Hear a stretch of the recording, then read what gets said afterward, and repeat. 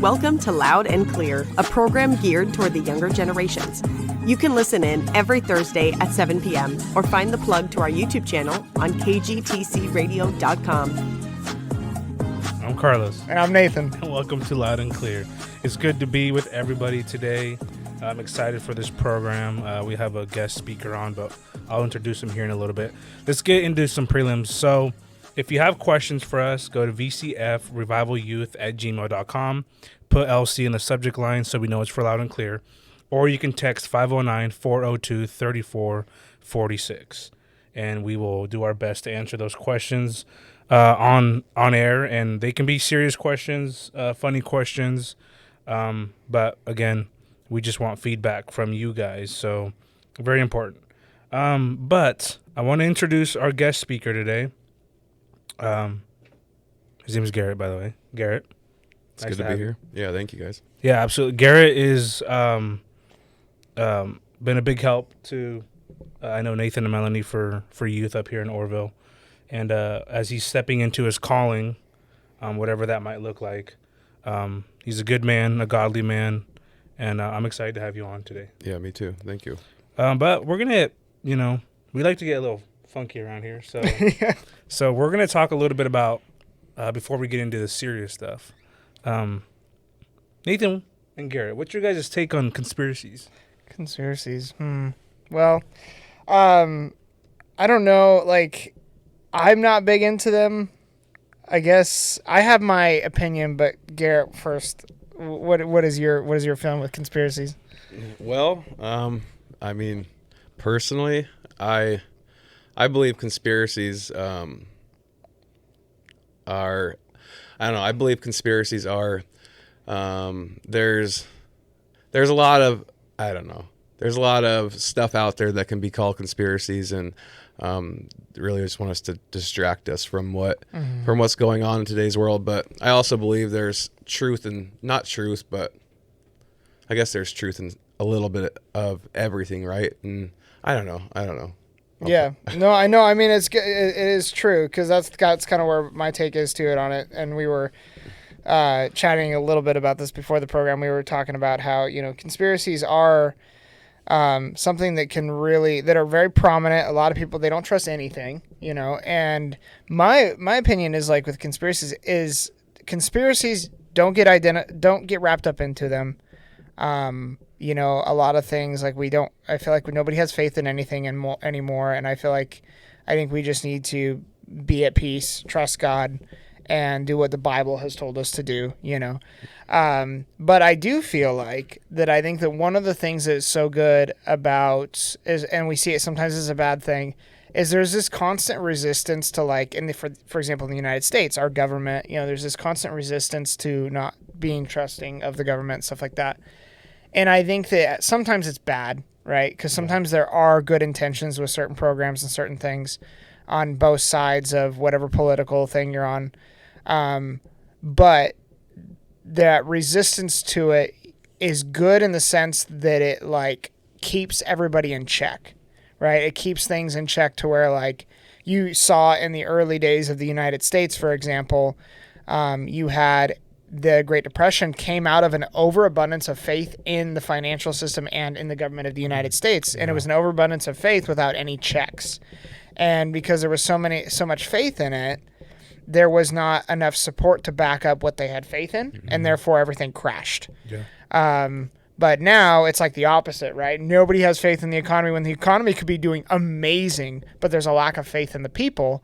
And so because there's a lack of faith in the people, the economy is not excelling to the point that I think that it could, right? So that's kind of where, because I think we have what we need to back it up now. Yeah, so. Absolutely. I mean, I think conspiracies, if you're not careful, will just lead you to, I think there is good in questioning things, but if it's leading you to question the Word of God, and if it's leading you to question who Jesus is, there's a problem. You've gone too far. Yeah. I think, again, there is some good to questioning certain things, and when it comes to our government and stuff like that, my peace cannot come from our government. My joy cannot come from them. My contentment cannot come from them. My lack of me being able to provide for my family cannot come from the government. That's true. And so I think what happens is people get into some of these conspiracies, especially regarding the government, is because they are expecting, they're expecting from the government something that it can't give them. Mm-hmm. The government's not supposed to give you what you're searching for. Only Jesus can. Yeah. But people want financial security, and they want this and they want that, and there's nothing wrong with those things. But if that is becoming your identity, if that's becoming what you're searching for, that you are now questioning everything, there is a problem. Yeah, that's true. And I think especially as I know there's believers that really get into some conspiracies, and honestly, to me, I think that I think it's a waste of time. Mm-hmm. And just to be brutally honest, there's so many better things you could be doing with your time than looking into whether or not the government is spending your money the right way. Yeah. I think that, once you pay your taxes or whatever they do with it, that's on them. Mm-hmm. Mm-hmm. That's on their conscience. They have to deal with that. They have to answer for that, not me. Yeah. I'm doing my part. We talked about it off air. Jesus said, "Render unto Caesar what Caesar's." We give them. We give them. We live here, and that's part of living here is that we have to pay what we do, and if they are not spending it correctly, then I fear for them. That's something that they're going to have to answer for. But my part is just to do what God's asked me to do, and that's pay my taxes and trust Him for provision, and for protection and joy and contentment, and I can't get that from anybody else. So, that's kind of my take on that whole thing. Yeah. But anyways, with that, I'm excited for this series that we're going to be starting with testimonies. And I think, you've been saying something, I think, in the last couple of weeks about how powerful testimonies are. And it's really kind of, just grabbed my heart. And I've just been thinking about how true that is. Yeah. That how many times I'm dealing with something and I think of somebody else's testimony. Or I think of something somebody else has gone through and I'm like, God did it for them. He can do it for me. Yeah, that's good. And so they are powerful. But with that said, I'm excited because, Nathan, you're going to be telling your testimony. Mm-hmm. And so all yours. Thank you. Well, and so we said we do have Garrett here. He's hanging out with us. We are going to get his testimony on the next program. Yeah, so super be excited. sure to tune in for that because we're excited to hear that. My testimony, I think that, as a person who was raised in church, it's the enemy will tell you if you are somebody who's been raised in church that your testimony is not valuable, that you're just kind of there. And that was probably the voices that I heard growing up, is when I was born and raised in this area. I was born in Tonasket, Washington, grew up in Orville, Washington from 0 to now, and went to Orville Elementary School, went to Orville Middle School, High School. I was a 12-year senior. Like I was just like I was here my entire life. And I think that the biggest thing that I struggled with when I was getting into like later, it probably started in 5th or 6th grade, is I kept hearing the voice of like, oh, you're just Nathan. Yeah. Like you're just here. And everybody else, like you'd have new kids that would transfer in, right? They were super popular, Oh, of course. or they were just different, and so they had something different about them, and their personalities were super dynamic or whatever. They were outgoing, and that just wasn't me. I was probably pretty calm with everybody when I was in elementary school. I definitely was a Jesus freak kid that was like, to the point of where I was more like condemning on kids rather than the like loving and just doing life and relationship with them the way I should be doing and ministering properly. But I was that way when I was a kid, and I got called a Jesus freak. I got in fights when I was in elementary school with just over Jesus and just I called a girl a demon one time and just stuff like that. Girl, you a demon. Yeah. Yeah, I mean, I don't know. Anyway, so, but like, yeah, I mean, Orville was, it was a great place to grow up. As I got older, like I'd ride my bike to school. I had a pretty mellow, childhood, really. Yeah. I mean, it was my parents have been amazing, people. And I think that the only thing that I could say is I think that I definitely had some, hard stances on things that Yeah. I probably should have backed up a little bit on. I should have had more grace as I got into high school. But I was at a young age, gave my heart to the Lord. I attribute a lot of that to my grandma, my grandma Dolly, and she would just pray for us. And I would go over to what's now Ruth's House of Hope every single day after school.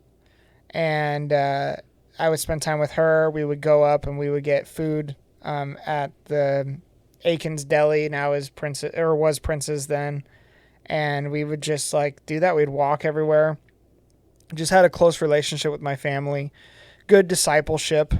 She would always have the Gaithers on over there every time. So I was introduced to a lot of old school gospel songs. I remember crying at a young age to a lot of that stuff. I remember just having that, and had a very, I remember walking home, and I remember and this hit me a few weeks ago because I remember looking at a kid and I was like, I wonder what's going through their brains as a young kid.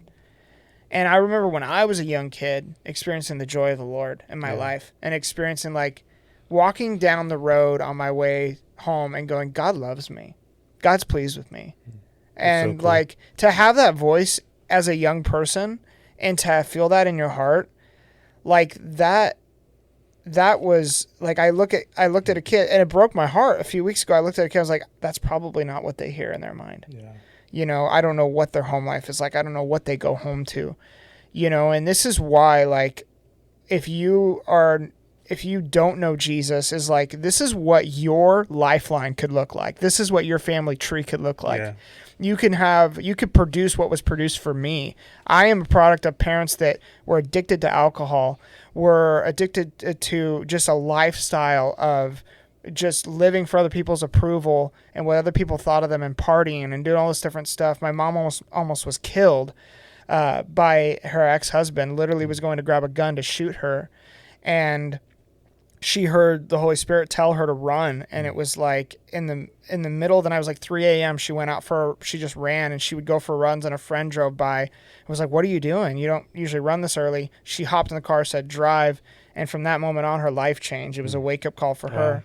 My dad, partied, lost a marriage, and at the loss of his marriage, his first wife, he just got real with God and came to the church here in Orville and met the previous pastor, and his life was radically changed forever.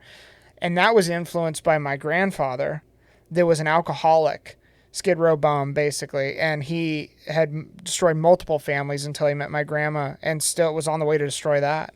And he met Jesus on the side of the road on the way back from Spokane on the paper route, and he used the foot peg of his truck as an altar, and he was going to kill himself. He had bought a pistol to kill himself, and he had a complete come to Jesus moment, and it changed his life forever. Never touched alcohol again.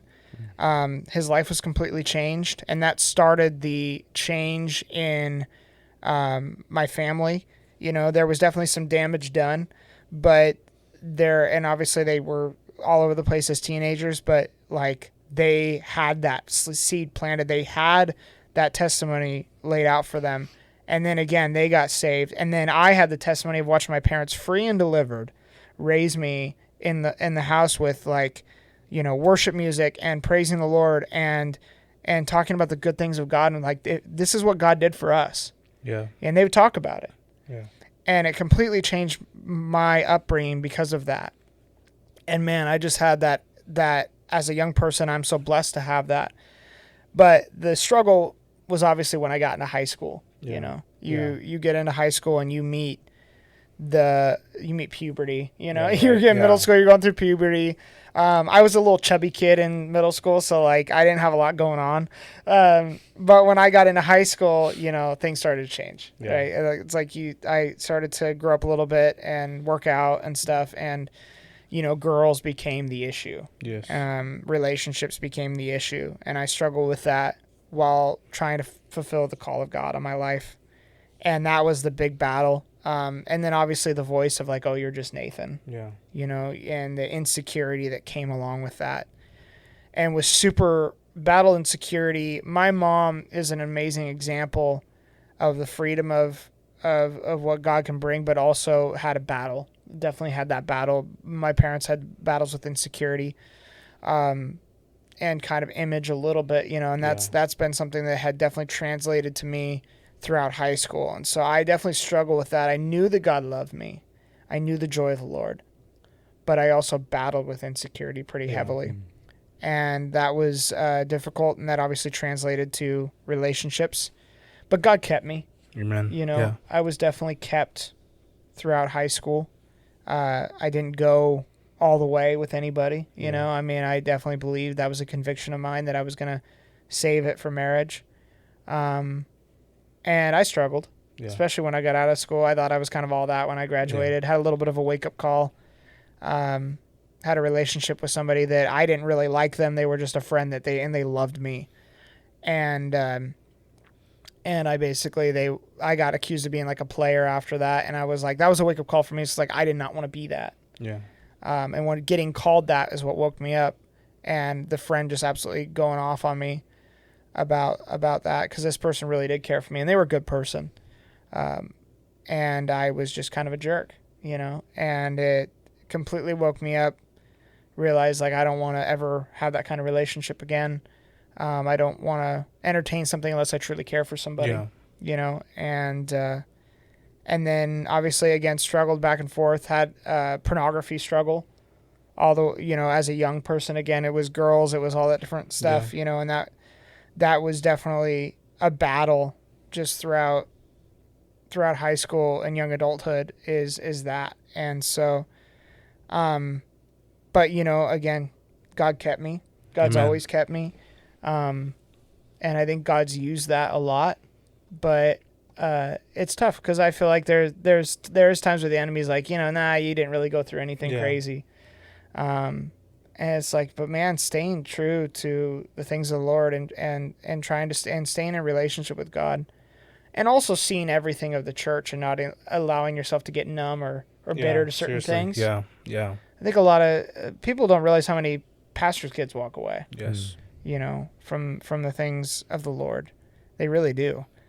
Sorry, I'm just chatting. Actually, you actually answered a question that I was going to ask you, and that is, obviously I've known you for a long time, but that voice of just like, I never was a drug addict. I never, my life wasn't falling to pieces. God kind of kept me throughout all these years, and I just think to myself like, that used to be normal. Yeah. Like your story used to be normal. Kids grew up in a loving home and went to church and had loving parents. And it was abnormal to have somebody that didn't have two parents. Yeah, it's true. And they grew up miserable and not having what you had. Fast forward to today, it's the exact opposite. It's normal to have two parents that are separated. Maybe you only have one parent. Sin is obviously times 100 now, and so to hear a testimony like yours, for me as a parent, it brings me great joy, because I think of Proverbs 22 verse 6, and it says, "Start a youth out on his way, even when he grows old, he will not depart from it." Yeah, like that's been your story, and I think like, sure, Satan has tried to say it's not as powerful as somebody else's, but you know what? To me, when I think about your testimony, I think it's absolutely one of the most powerful testimonies, because you think about it, you're still, even if you knew Jesus, you still had to go through high school with the peer pressure. You still had to go. There were still battles of wanting to fit in and wanting to be cool, and you could have drank. You could. I mean, it was definitely an option, or smoke weed, or whatever the options were. Like, you still had the ability to do those things. But I think just the fact that you had that relationship with God enough to be like, no, I want to be an example for Christ. Yeah. Like, I want to model who Jesus is in my life. I think because we live in a world where that's not cool. It's not cool to not fit in. Everybody wants to fit in. Everybody struggles with wanting to fit in, especially when you're young. And to me, honestly, it just speaks of what you said, the just that keeping power of Christ. Yeah. That you can be a young person and God can help you through every single stage of your life. Yeah. You know, a lot of us walked away from God and had to hit rock bottom before we were like, okay, I'm going to try God out again, you know, like, but your testimony is you've leaned on God from the beginning. Yeah. And I think that's so rare. It's so rare these days. You don't find people that from a young age were like, I'm going to serve God. Yeah. Even if it costs me popularity, even if it costs me being weird, even if it costs me whatever it might be, I'm going to serve God. Yeah. And so, I mean, from my point of view, just looking from the outside in, is I 100% think that your testimony is needed in the world that we live in today. Yeah. Because young people especially need to know that it is cool to serve God from a young age. Yeah. And not only is it cool, but God will sustain you. Yeah. God will keep you close to him if you make that decision of, I'm going to serve God, regardless of what it costs me. Yeah. So, I mean, you started your testimony out by saying that you've heard that voice, and, you know, and that's just kind of what I was thinking. I couldn't imagine trying to, I mean, especially growing up in our church with having Ruth's house and Timothy house and hearing all these testimonies of men and women who literally have gone through hell, Yeah. you know, and put themselves in situations, and then to hear that voice of, well, I'm just Nathan, you know, but I think it's such an example of what it means to keep your eyes on Jesus. Yeah. I mean, you kept your eye on Jesus, I mean, through all those years. And honestly, to me, I think that's powerful. You know, I think it's super powerful. Well, and the biggest lie that you can hear as a young person is that you're missing out. Yeah, seriously. Because it may very well feel like that in the moment. It will feel like that in the moment, you know, even maybe into young adulthood a little bit. But time just reveals everything. And I look at the kids that partied in high school and they say, oh, you're missing out, you're missing out, you're missing out. And then you get into early adulthood and you see what it produced in their life and you go, dude, I missed out. Yeah, I missed out on hell. You know, no, and I'm not talking about like actual hell. I'm talking about like living that, you know, living in a hell. Because of, whether it be health issues, whether it be spiritual issues, whether it just be whatever. Just the baggage that comes with some of those choices. Yeah, and even that a little bit I had, you know, with jumping from out of insecurity, jumping from relationship to relationship. It definitely caused some issues, like even into, you know, my marriage. You know, it caused some issues with just being conditioned to jump from one place to the other. I couldn't imagine if I had even a deeper connection, whether, you know, physically or whatever with other people, how that would have conditioned me, you know, to hop out of this, you know, a marriage or whatever. And so, but, you know, I mean, the thing is like we were talking a little bit earlier on a different program about just how powerful, like how it talks about in the Bible that it doesn't really matter. Like, I mean, it does, but it doesn't matter what you've achieved or what you haven't achieved. Yeah. The message of Jesus, the message of the cross is so universal that it can equip the unequipped, and the ones that are maybe overly equipped, the religious ones or whatever, it will humble them, you know, and it's not, because it's not on the achievement. It's not the life that you've lived. Once you've been saved and once you've put your identity in that, like everything is wiped clean. Like Jesus can do whatever he wants to do with your life, and it can be powerful, and he'll use every testimony in a different way. You know, and it's like, for me, I mean, it was that, you know, and for the kid that's out there that is, maybe you're labeled a goody two shoes like I was, you know, I haven't touched a drop of alcohol in my entire life.